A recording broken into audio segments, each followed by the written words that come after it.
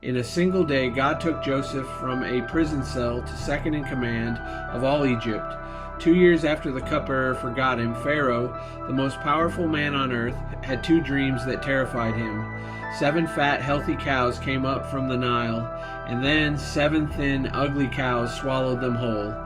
Then 7 full heads of grain were swallowed by 7 withered ones. Pharaoh woke up shaken. He called every wise man and magician in Egypt, and not one of them could tell him what it meant, and suddenly the cupbearer remembered. There was a young Hebrew in prison, he said, and everything he interpreted happened exactly as he said. So they rushed Joseph out of the dungeon, shaved him, gave him clean clothes, and stood him before the king. Pharaoh said, "I've heard you can interpret dreams." And watch Joseph's humility in chapter 41, verse 16. After 13 years of slavery and prison, he could have grabbed the credit to save himself. Instead, he said, "I cannot do it, but God will give Pharaoh the answer he desires." Then God gave Joseph the meaning. 7 years of great abundance were coming, followed by 7 years of devastating famine. And Joseph didn't stop at the interpretation. He gave Pharaoh a plan to store up grain in the good years so Egypt could survive. And in verse 38, Pharaoh looked at this former prisoner and said to his officials, "Can we find anyone like this man, one in whom is the Spirit of God?" And in that moment, everything changed.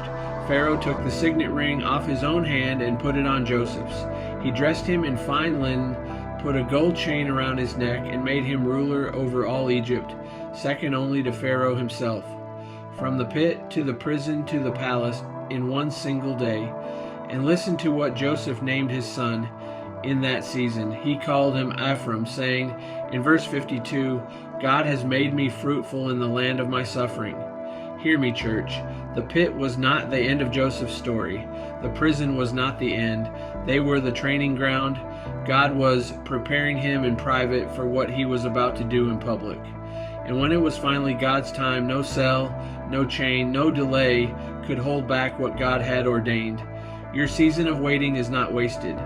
And when your time comes, God can move overnight. If you're trusting God's timing to lift you in the right season, comment "in God's time" below as a declaration of faith, and follow Bible Blueprint Studios, because the next story is already on its way. God bless you. Your time is coming. Your time is...